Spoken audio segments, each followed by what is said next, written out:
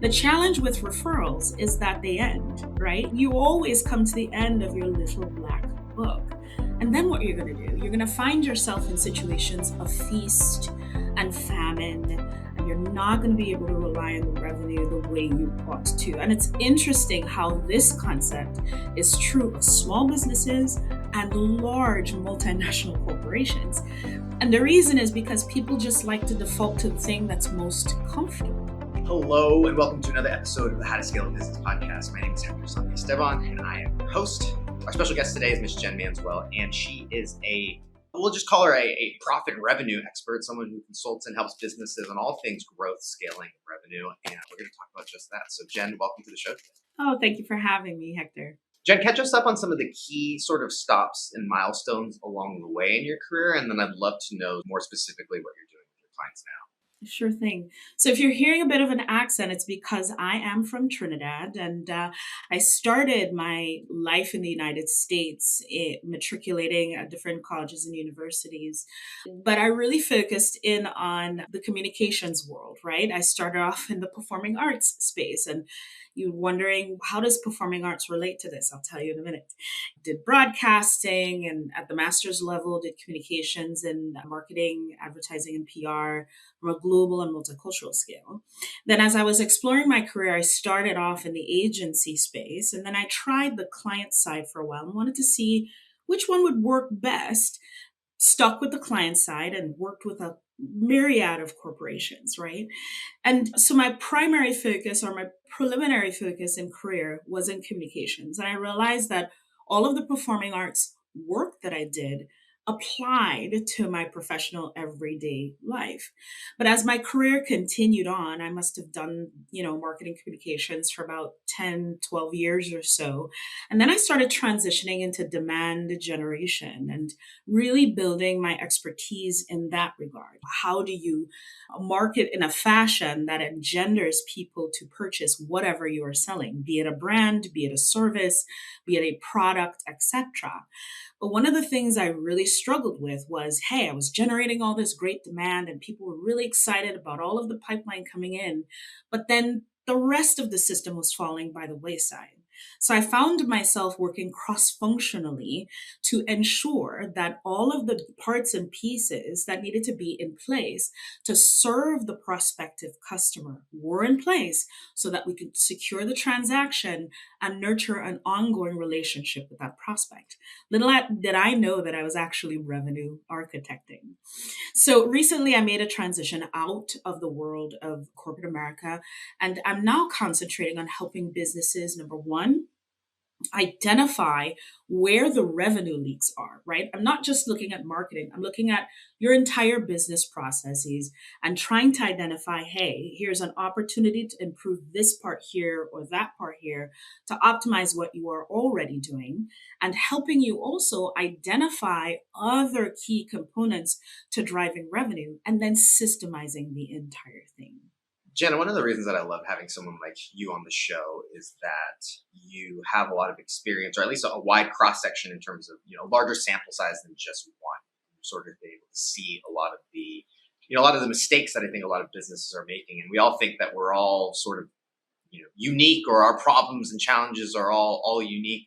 Are there any similarities, or are there sort of any pitfalls or sharp turns that people might be aware of, that if they sort of solve these things, it might help some of the things that you're working on? Absolutely.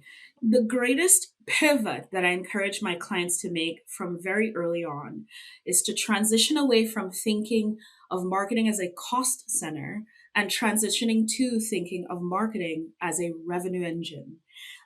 And the only way to do that is to ensure that it connects itself to a systemized process, right?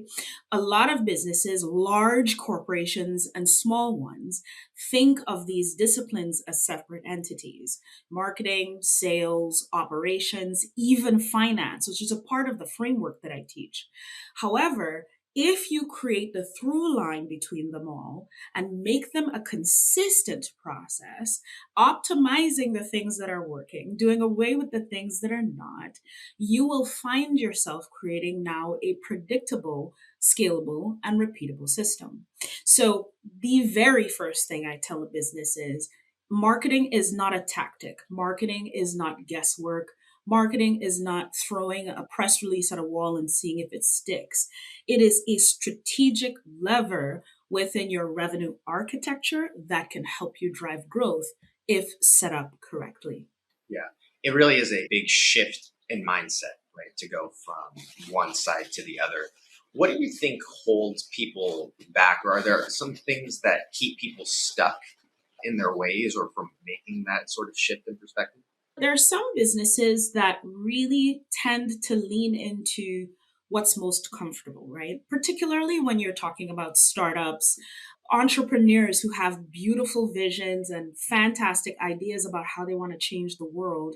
They may have worked within an environment for X number of years. They have great relationships and great networks, right? They find themselves relying on referrals and or relationship business to drive that revenue pipeline forward. And it works for a time, right? It's really powerful when you are able to call a former vice president who knows what you're capable of and, hey, I've developed a system or a process or a product that can help fix this problem that I've seen in the industry. The challenge with referrals is that they end, right? You always come to the end of your little black book. And then what you're going to do, you're going to find yourself in situations of feast and famine, and you're not going to be able to rely on the revenue the way you ought to. And it's interesting how this concept is true of small businesses and large multinational corporations. And the reason is because people just like to default to the thing that's most comfortable. Yeah. And I often tell people, look, a business has its own complexities and dynamics, but at the end of the day, you're dealing with people and habits and systems and processes and things that make people comfortable and uncomfortable.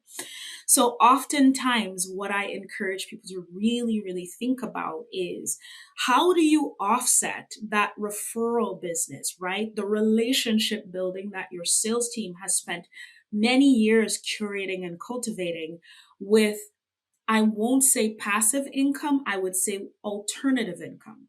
In other words, how do you diversify your revenue architecture in a fashion that ensures that when you enter feast and famine with your referral side of the business, you are still getting a pipeline that you can action? You bring up some great points, and another sort of challenge that we live in today. Right? It's great opportunities, and there's so many different modes to do things, so many different ways, so many things that we quote unquote should be doing or could be doing that it prevents a business owner from really committing and sticking to sort of creating these repeatable systems. A lot of them engage in sort of these ad hoc activities that are far from a system. Yep. The other thing to consider too, and I'm working with a client on this right now, is they do such great work, right? They do fantastic work. Their customers are happy. Their pricing doesn't gouge your eyes out, but they spend so much of their time getting the work done that they forget to talk about it. They're horrible at talking about themselves. They're horrible at articulating their areas of expertise. And so, again, that ushers them into the feast and famine mode, principally because they don't have the arms and legs necessary to express who they are and what they're capable of because they're so busy just doing the grunt work. So, that's another challenge that I've seen with clients as I've worked with them. For business owners who sort of I think part of the challenge is they're sort of half baked, perhaps. They're sort of coming in and something is sort of built. Some things might be good, some things might be not. And so I'm curious if for you, when you come in and sort of, if you're auditing a business or analyzing sort of a business, is there sort of a framework, a order of operations? Is there sort of steps or a hierarchy, if you will, that can at least tell people, here's the first place to look and then here's the second, is there sort of a stages to iterating and developing on these things? Absolutely. You are correct. I begin with an audit, right? Or as I call it, a revenue reality check. I sit back, have conversations with leadership, really assessing where you are, because how can you figure out where you want to go if you don't know where you are, right? And invariably, there is always a hole, right? There's always a place where the revenue is leaking. So I champion the things that they are doing well.